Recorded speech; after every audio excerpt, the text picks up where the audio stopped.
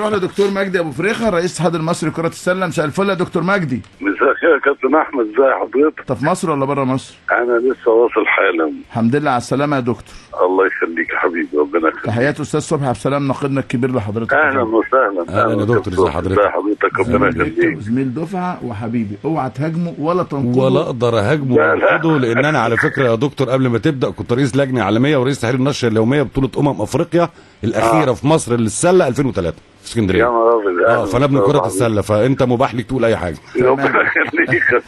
دكتور عندي خبر بيقول ان انت طلبت 2 مليون جنيه دفعه اولى كمساهمه في بطوله كاس العالم للشباب اللي هتستضيفها مصر من 1 إلى 9 يوليو المقبل، هل ده صحيح؟ صحيح فعلا. ان احنا لازم ناخد فلوس عشان نبدا، لازم ندفع للفنادق فلوس، لازم نبدا ندفع يعني حاجات اللجان اللي شغاله، الحاجات دي كلها لازم نبدا ندفعها. ندفع مقدمات ليها لان خلاص الوقت للاسف كابتن احمد، واحنا لسه ما خدناش حاجه خالص. فطلبت من معالي الوزير ان هو يدينا 2 مليون لحد ما يقرر الميزانيه، لحد ما يشوف هنعمل ايه عشان الدنيا ما تقفش. بس طيب يعني هل في استجابه من الوزاره يا فندم؟ انا والله لسه راجع اهو، يعني يمكن بكره اكلم مع الوزير اللي قبله او حاجه عشان نبدا نتكلم في حاجات كتير. يعني قابلنا يا دكتور في تقشف كبير في الوزاره على فكره. لا ده كاس عالم ومصر بتنظم. لا ده كاس عالم، ده قصه ثانيه خالص، موضوع تاني. هيظهر مصر قدام العالم كله. المفروض الرياضه المصريه كلها تقف انتباه مع كاس العالم ده طبعا، لان ده مش عمليه انك انت بتلعب تكسب وتخسر بقى، لا ده اقوى دول العالم، اقوى 16 دوله في العالم في كل حاجه، مش في الباسكت بس، يعني كوره، باسكت، سياسيه، دول كبيره كلها جايه مصر. فاحنا لازم الحدث ده لازم نستغله بجميع الاتجاهات، يعني مش عمليه ان احنا ده بطوله باسكت، لا حدث عالمي صعب انه يتكرر، اول مره في تاريخ مصر وافريقيا والعرب.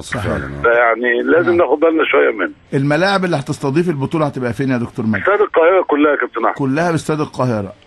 عدد المجموعات وابرز الدول اللي تاهلت يا فندم؟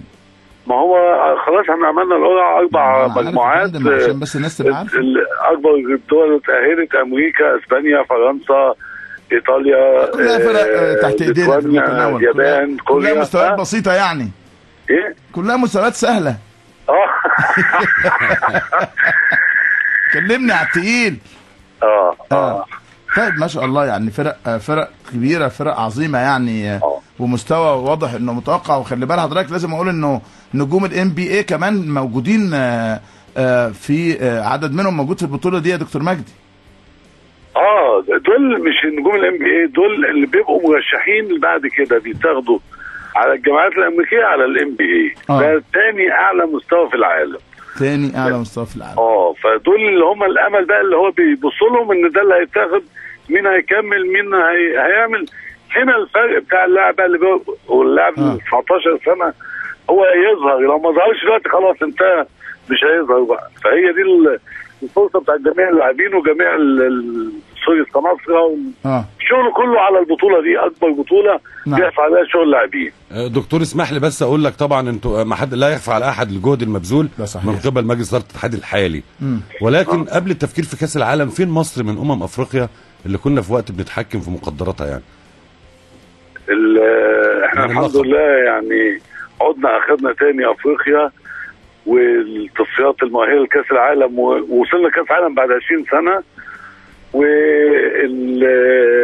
لسه واخدين اول المنطقه 5 رجال وسيدات، واول مره برضه سيدات تحصل.